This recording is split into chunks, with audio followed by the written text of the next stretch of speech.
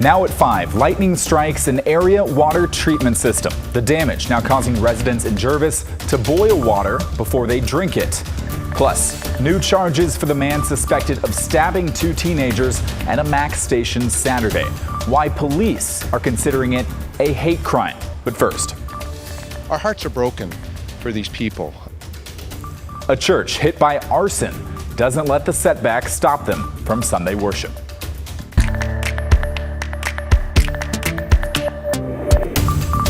Thanks for joining us. I'm Evan Watson. For most of this week, parishioners in Salem expected to meet up like they do each Sunday inside their historic church.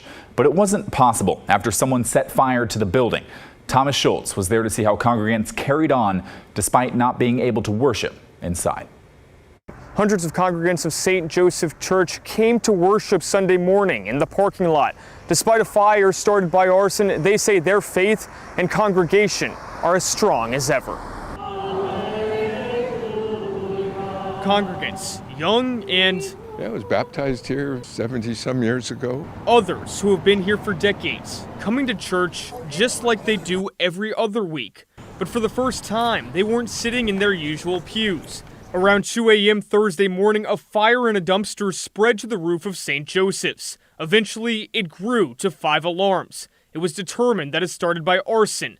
48-year-old Billy James Sweeten has been arrested in connection with it. It's devastating to see this church that I've known all my life be attacked like this. Those at the service can't understand why someone would start a fire here. Really very, very sad that someone would deliberately do this kind of harm to anybody's house, but also to this house of prayer. This church has stood for 70 years. But worshiping at this spot actually dates back 100 years earlier to 1853. Now, members are without their church. That's the building. That's St. Joseph's building. St. Joseph's is right here. While the devastation is overwhelming, so is the community. Christ is also present out here. St. Joseph serves 3,000 people. Services are given in English, Spanish, and Vietnamese. And just a couple months ago, a new priest took the reins. 2 months and he has this. This. And this. We will come back. We will. Faith is alive, and the faith of these people is alive, and their hope. These are people of hope. It's not yet clear when Mass can move back into the church, but next week they'll worship in the gymnasium. If you'd like to help them recover, you can find out how to do so on our website, KGW.com. In Salem, Thomas Schultz, KGW News. We have new information tonight on a police shooting in Longview. Investigators say officers shot and killed a suspect after he fired first at them. This shooting happened yesterday afternoon at Manami Teriyaki on 15th Avenue. Staff there called police on a driver who was passed out in the drive-through line. Medical staff gave him Narcan, which woke him up. Police say he then got aggressive and drove off. Police chased him through the area before blocking him in near 19th and Florida. That's when they say Lewis Earl Johnson Jr. from Seattle pulled out a pistol and started firing at an officer hitting their patrol car. 3 Longview officers fired back, hitting Johnson, who died at the scene. We have a crew in Longview right now that just talked to a witness. You'll hear from them tonight on KGW News at 11. Well, Mother Nature put on quite a show overnight. A thunderstorm brought lightning and downpours of rain to parts of the area. Thanks to all of you who shared photos of what you saw in your neighborhood. So, has the rain moved out for tonight?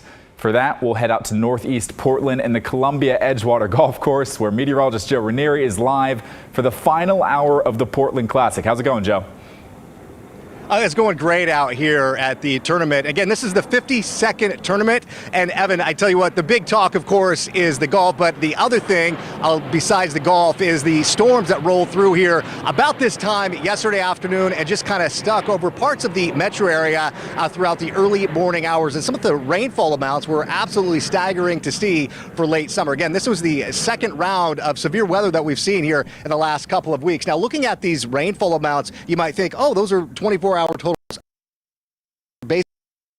Anywhere Anywhere from about a 3 to 4, maybe 6 hour total. Looking at Scotts Mills, that's just east of Salem. Look at that, over 1.5 inches of rain. Forest Grove closing in on 1 inch. You saw about 9/10, just as much over in Hillsborough. In Aurora, you saw 3/4 of an inch that fall in basically just a short amount of time. And the big goose egg for the Portland, Vancouver area, that's because of where the storm started to originate. They kind of pushed off to the southern part of the state, and then kind of with that counterclockwise rotation pushed off to the west. Again, late afternoon and the early part of the evening last night. All is calm right now, but there is another system that's moving onshore that's going to be bringing in some light showers here the next couple of hours, mainly throughout the overnight hours. So again, less than an hour or so left of this tournament. It's going to be bone dry, but as we go into Labor Day, we will be seeing kind of a weak system bringing in some light showers at times tomorrow morning.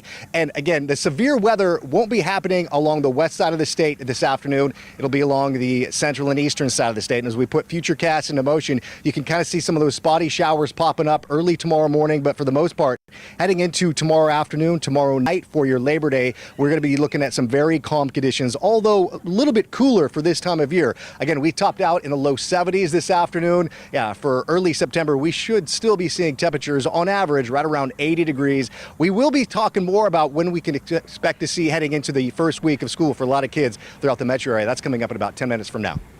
Thanks, Joe. I want to hear more from you about that golf tournament, too, coming up here in a few minutes. So, last night's storm is causing some problems for the town of Jervis in Marion County. Residents there are being told to boil their water before drinking it for at least 2 days. Lightning hit the water treatment system, causing an electric surge that put the pumps out of service. A crew worked through the night to get 2 of the pumps back up so water could flow to the town again, but officials worry that water may not be safe to drink. The real concern is that when the water is out, it has a tendency to suck water back in, a backflow that comes back into the system, which may cause contamination. That is our big fear. The next step is to test the water, but that can't be done until Tuesday. So until they can verify the water is safe, everyone in Jervis should plan to boil drinking water. The town is then hoping they can get some financial support from the state or the feds to permanently fix the system that was damaged. To an update on a stabbing at a Max station yesterday. Police are now investigating it as a hate crime. The suspect, 25-year-old Adrian Cummins, is charged with assault and first-degree bias crime. He's accused of stabbing 2 boys, both 17, at the Green Line Flabel Street station. It happened just before 6 last night. The victims are expected to recover. Investigators say Cummins targeted the 2 because of his perception of their race. He's also accused of robbing a convenience store at knife point last night. We have an update today on the Cowlitz complex fires burning in the Gifford-Pinchot National Forest in southwest Washington. Officials say the fires are roughly 5% contained. The complex is made up of roughly 24 small fires burning in a 20-mile radius around the town of Randall. The fires have burned about 700 acres to this point. Fire commanders say most of Gifford-Pinchot has no recorded history of wildfires. That means there's a thick bed of fuel on the forest floor that can cause fires to spread quickly. There are some road closures in the area.